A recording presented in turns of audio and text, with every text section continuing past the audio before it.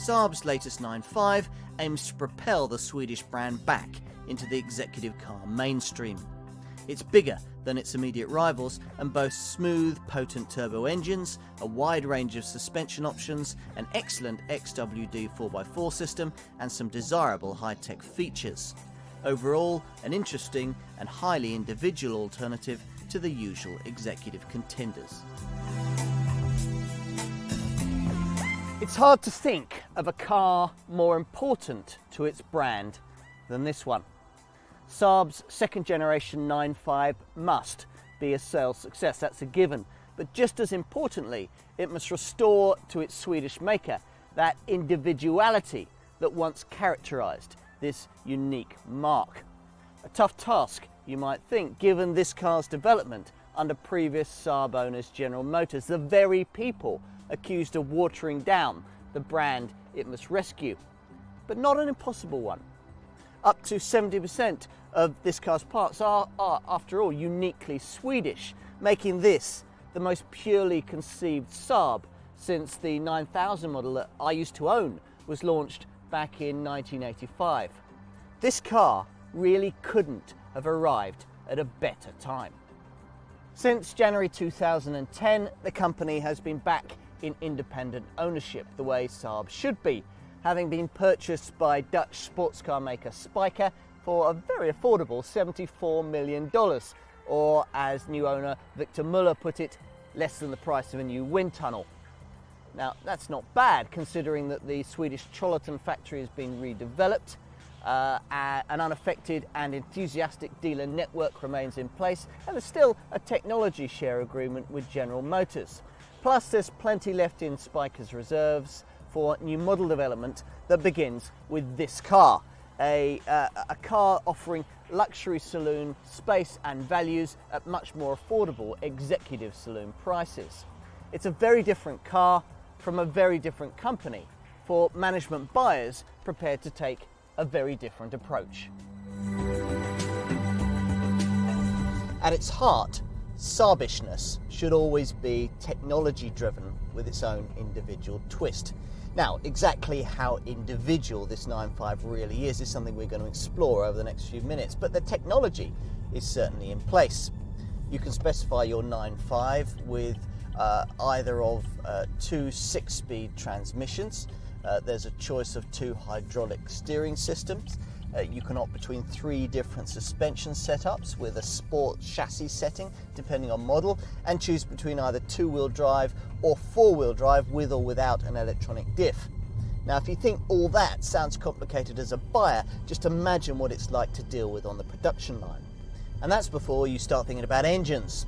In true Saab style, the range is built around turbocharged power, which in petrol form means a 180 PS 1.6 or a 220 PS 2-litre unit, capable of rest to 60 in 7.9 seconds, only a second slower than the 300 PS 2.8-litre V6 petrol flagship that I'm driving here, which also tops out at around the 150 mile an hour mark. As for diesels, well, most buyers will possibly be considering the entry-level 160 PS single turbo 2-litre diesel, but more probably will want to look at the 190 PS twin turbo TTID unit, not least because it's extra torque.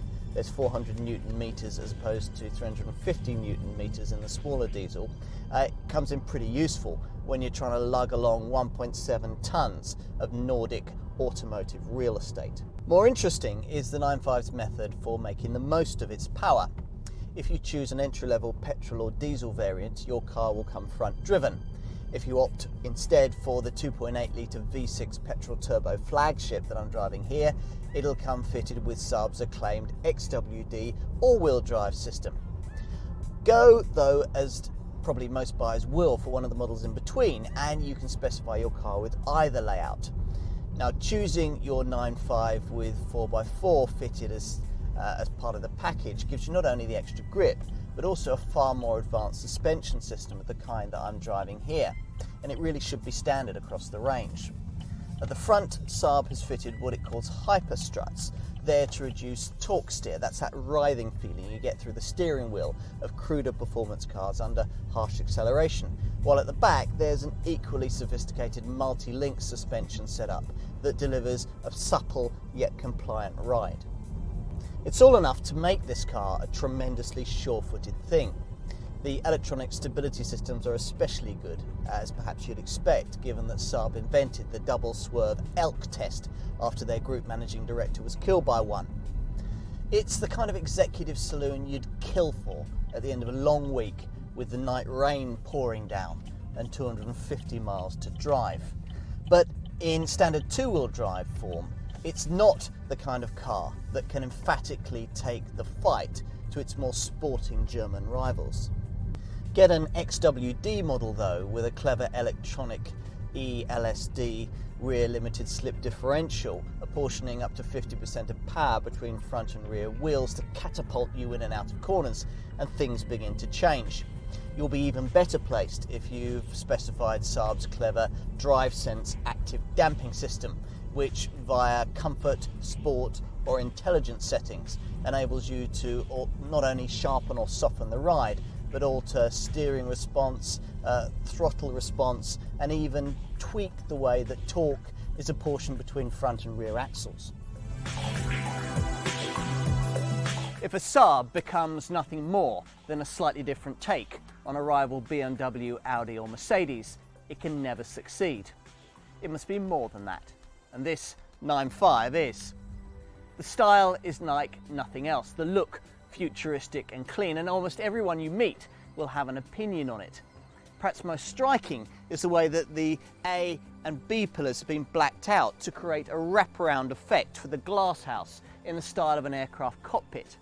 That and the way that the roofline gently tapers down at the rear, suggesting a hatchback in what is actually a four-door saloon. The rear view works especially well, the gentle curves of the bodywork meeting in sharper creases along the boot lid and the bumper. An unbroken strip of chrome runs along the boot, connecting the light clusters and visually widening the car. And it's big. The shape disguises that, so I better give you some idea of what I mean. At over 5 meters long, this car is a full 15 centimeters longer than a Mercedes E-Class. That's nearly enough to take it out of the E-Class and BMW 5 Series dominated executive sector altogether and put it into Mercedes S-Class luxury saloon territory. You won't be surprised to learn then that rear seat space is simply enormous. You've to negotiate your way there a little. The roof slopes down quite a way before the door opening starts, so you've to stoop very slightly on entry and exit. But once here, there really is proper room for 3 fully sized adults to sit alongside one another. No other sub £50,000 car offers more passenger space than this. And not many can match this saloon's 515 litre boot, which you can extend by split folding the rear seats or using a ski hatch, and which also features carrying hooks, tie down eyes and an umbrella holder. At the wheel, despite a proliferation of Vauxhall source switches and dials and rather too much black plastic, the feel still manages to be distinctly Swedish. No pretentious wood and plenty of carefully designed design touches specific to the brand. The starter button down here on the transmission tunnel, for example, the joystick controlled air vents with their multi-layer grids, the night panel which darkens all but the most crucial instruments to keep your attention focused at night. You can even configure the screen in the centre of the instrument cluster here to be that of a rolling barrel speedo, a bit like an aircraft altimeter. And that, along with the optional heads-up display that I've got here that projects MPH and other crucial information onto the inside of the windscreen just ahead of you, means that there are actually 3 different speed gauges in this car, which ought to be enough for anyone. 9.5 pricing pitches this car directly against its German rivals, with figures starting from just under £30,000 and ranging up to just under £40,000. Now, Saab are particularly targeting this saloon at Audi A6 buyers, and to give you a specific comparison, the entry-level diesel that many will buy is priced to within a few £100 of its Audi rival, yet offers a better spec and all that extra space.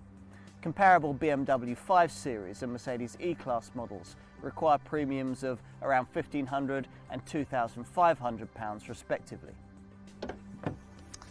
Most 9.5 buyers will no doubt be agonising between 160 and 190 PS 2-litre diesel variants. But if your tax banding can stand it, don't ignore the surprisingly impressive entry-level 180 PS 1.6-litre petrol turbo, or indeed the very smooth and really rather quick 220 PS 2-litre petrol turbo.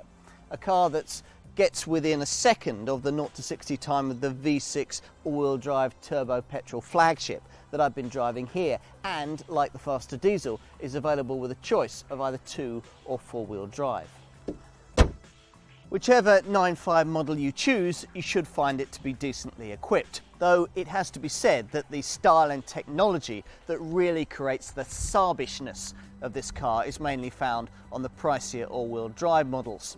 Still, every variant does include 6-way adjustable part leather electrically powered seats, alloy wheels, cruise control, front and rear parking sensors, a decent quality 9-speaker stereo, Bluetooth compatibility for your mobile phone, as well as all the usual provisions you'd expect on an expensive executive car. Safety provision runs to all the usual airbags, a very effective stability control system, and anti-whiplash front head restraints. The 9.5 engine options give a fuel economy spread that goes from 53 miles to the gallon on the combined cycle for the entry-level 2-litre diesel, right down to 24.8 miles to the gallon on the same reading for this petrol 2.8-litre V6 turbo flagship.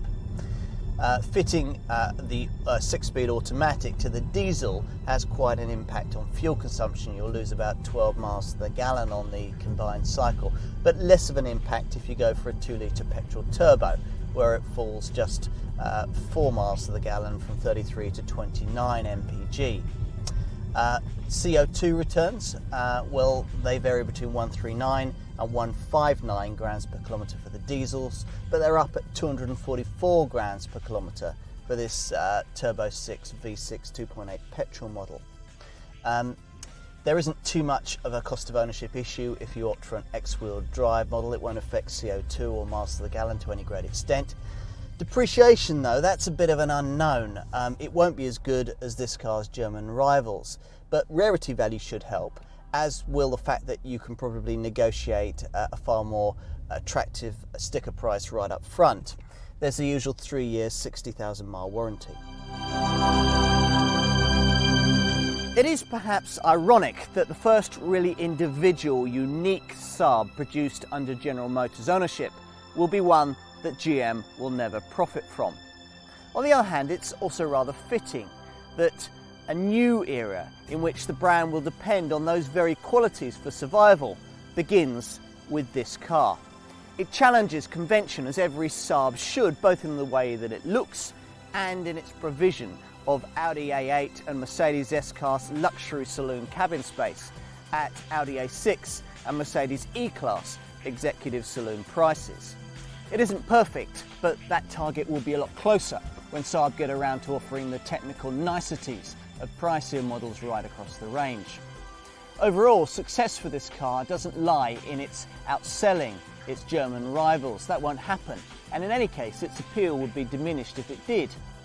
Instead, this 9.5 will be measured by the way that it re-establishes Saab's brand values, makes it once again an appealing go-your-own-way choice. Good then that this is exactly the kind of car it is. Very stylish, very different, and very Saab.